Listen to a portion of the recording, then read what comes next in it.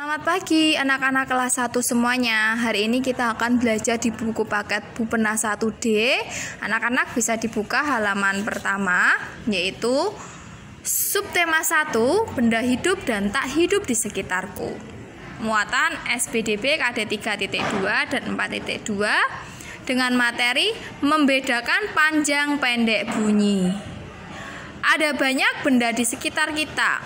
Ada benda hidup dan benda tak hidup. Kita dapat membuat lagu tentang benda-benda.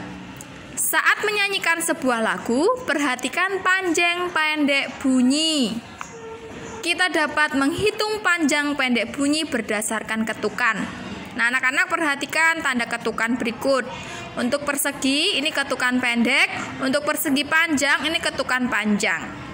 Nah, di baliknya nanti ada lagu kupu-kupu. Anak-anak bisa belajar lagu kupu-kupu. Nanti Bu Ella akan share contoh menyanyikan lagu kupu-kupu. Setelah itu anak-anak belajar menyanyikan lagu kupu-kupu.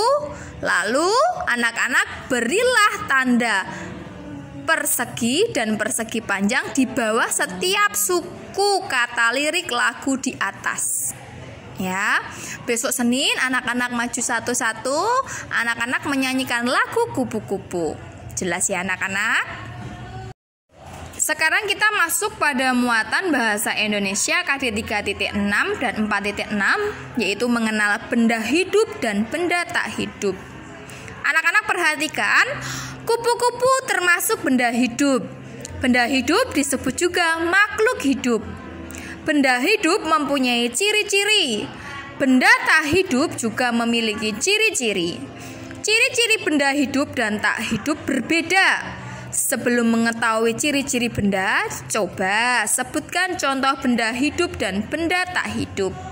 Anak-anak perhatikan halaman 5. Di sini ada manusia, hewan, dan tumbuhan. Manusia, hewan, dan tumbuhan atau tanaman itu termasuk benda hidup. Nah, ciri-ciri benda hidup apa? Yang pertama, dapat bergerak sendiri.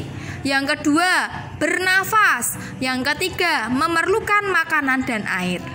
Sekarang perhatikan, di kotak bawahnya ada sepeda, ada boneka, ada mobil-mobilan. Nah, ketiga benda ini merupakan benda tak hidup.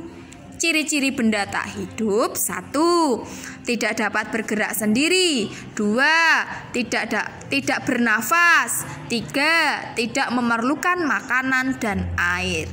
Ya tidak? Apakah sepeda dapat bergerak sendiri? Apakah boneka itu bisa bernafas? Apakah mobil-mobilan itu memerlukan makanan dan air? Kan tidak ya anak-anak.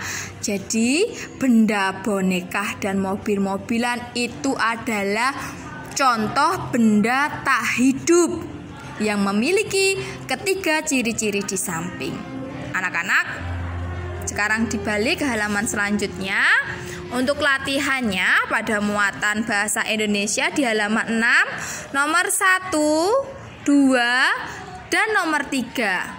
Ya, anak-anak langsung saja kerjakan di buku paket Bupena 1D.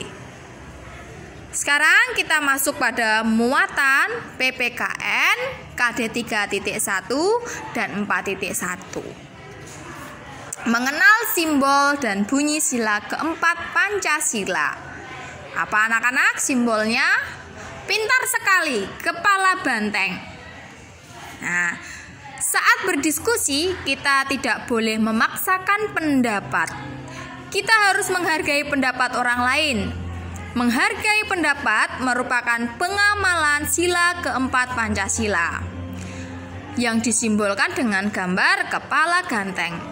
Perilaku yang sesuai dengan sila keempat Pancasila adalah sebagai berikut. Nah, di sini ada 2 contoh anak-anak perilaku yang sesuai dengan sila keempat Pancasila. Yang pertama, perhatikan, bermusyawarah saat memilih ketua kelompok.